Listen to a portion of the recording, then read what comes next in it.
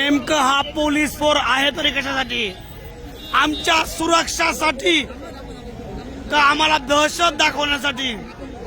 कोटीच्या संख्येने मराठे घुसलेत मुंबईमध्ये, कोटीच्या संख्येने मराठे घुसलेत मुंबईमध्ये,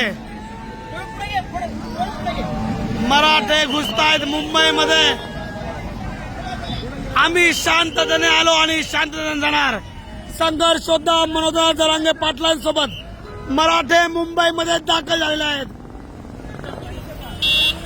कोटीच्या संख्येने मराठे.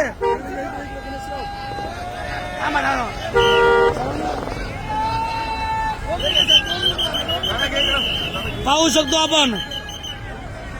दादाला निरोप द्या पहिले. कुठून जायचंय?